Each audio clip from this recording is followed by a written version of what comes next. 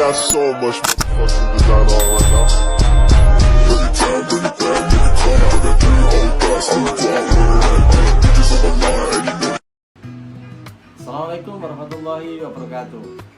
Ketemu kembali di channel saya Yatma Masdarpedia, channel tentang strategi pembelajaran dan pengembangan diri.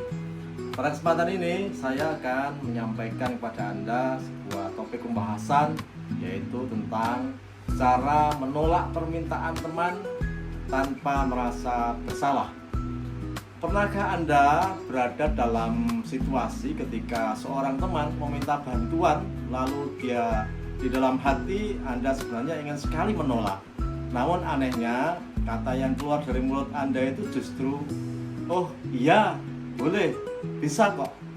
Akhirnya setelah mengiyakan permintaan tersebut, Anda pulang ke rumah dengan perasaan kesal, mengalami stres dan menyesal terhadap keputusan itu sepanjang waktu. Jika Anda sering mengalami hal ini, tenang saja, Anda tidak sendirian. Banyak sekali orang yang di sekitar kita yang terjebak menjadi pribadi yang selalu ingin menyenangkan semua orang.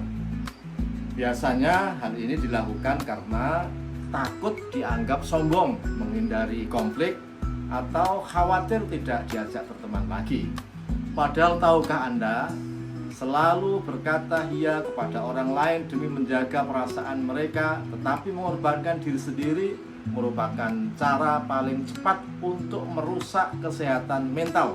Nah, pada video kali ini kita akan membahas secara tuntas cara menolak permintaan teman tanpa pernah merasa bersalah, dan yang terpenting tanpa menciptakan musuh. Saya juga akan membagikan panduan kalimat yang dapat langsung Anda gunakan. Mari kita lihat kenyataannya. Mengapa kita begitu sulit untuk menolak? Sebagai makhluk sosial, manusia secara alami memiliki ketakutan akan penolakan. Kita cemas bahwa jika kita menolak, teman kita akan kecewa, menjauh, atau menganggap kita pelit dan egois. Namun sadarkah Anda bahwa dampak buruk terhadap diri kita sendiri itu sangat nyata? Pertama, waktu dan energi Anda habis untuk mengurus urusan orang lain, sementara urusan pribadi Anda menjadi terbengkalai. Yang kedua, timbul rasa kesal yang terpendam kepada teman Anda. Hal ini justru dapat merusak hubungan dalam jangka panjang.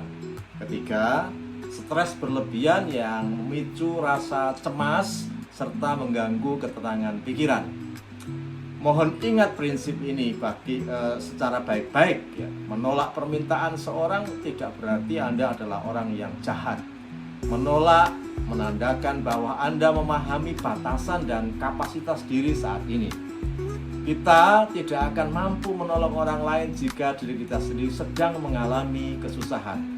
Sekarang pertanyaannya, bagaimana cara menyampaikan agar tetap sopan, tegas, dan hubungan pertemanan tetap aman? Mari kita pelajari contoh kasus dan panduan kalimatnya. Kasus pertama, menolak pinjaman uang. Kasus pertama merupakan hal yang paling sensitif dan paling sering merusak pertemanan, yaitu urusan pinjam-meminjam uang. Di satu sisi kita merasa kasihan, tetapi di sisi lain mungkin kondisi keuangan kita sendiri sedang terbatas, atau kita memiliki prinsip tertentu untuk menjaga hubungan pertemanan tetap sehat. Bagaimana cara menolaknya? Hindari menggunakan alasan bohong yang berbelit-belit. Gunakan kalimat yang jujur, namun tetap berfokus pada batasan keuangan Anda. Contohnya, cara menolak pinjaman uang. Mohon maaf sekali sebelumnya, bukannya saya tidak mau membantu, tetapi saat ini kondisi keuangan saya sedang sangat ketat.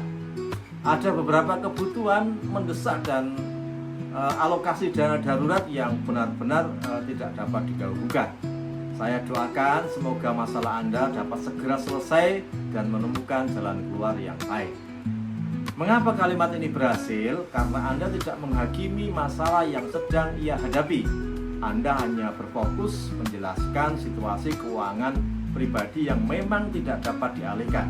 Kalimatnya sopan, ditutup dengan doa yang tulus, sehingga teman Anda tidak memiliki alasan untuk tersinggung.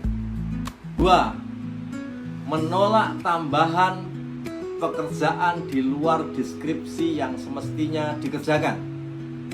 Kasus kedua ini diperuntukkan bagi Anda yang sering dimanfaatkan di tempat kerja atau organisasi karena sifat Anda yang sungkan atau tidak enakan.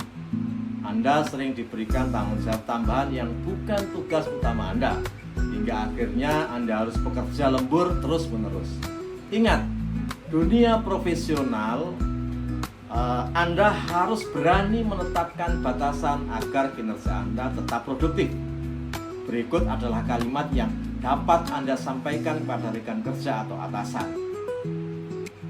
Terhadap panduan atau menolak tugas tambahan, kita bisa menyampaikan terima kasih banyak atas kepercayaan yang diberikan kepada saya untuk menangani tugas ini. Namun jika saya melihat kembali daftar pekerjaan saya minggu ini, fokus utama saya masih menyelesaikan laporan bulanan atau sebutkan pekerjaan Anda yang sedang Anda kerjakan saat itu. Saya khawatir jika saya mengambil tugas tambahan ini, hasilnya nanti justru tidak maksimal. Bagaimana jika tugas ini didelegasikan kepada rekan yang lain atau kita jadwalkan ulang setelah tugas utama saya selesai? Melalui kalimat tersebut, Anda tidak akan terlihat seperti seorang pemalas yang enggan bekerja. Sebaliknya, Anda terlihat sangat profesional karena Anda peduli pada kualitas hasil akhir pekerjaan Anda. Alasan yang Anda berikan bersifat rasional, bukan karena emosi semata. Kasus ketiga, menolak ajakan berkumpul yang kurang produktif. Kasus ketiga adalah ajakan untuk berkumpul atau sekedar nongkrong. Kadang-kadang kondisi fisik kita terasa sangat lelah. Kita ingin beristirahat di rumah atau ingin fokus menyelesaikan suatu urusan. Namun karena diajak oleh teman, kita bingung bagaimana cara menolaknya.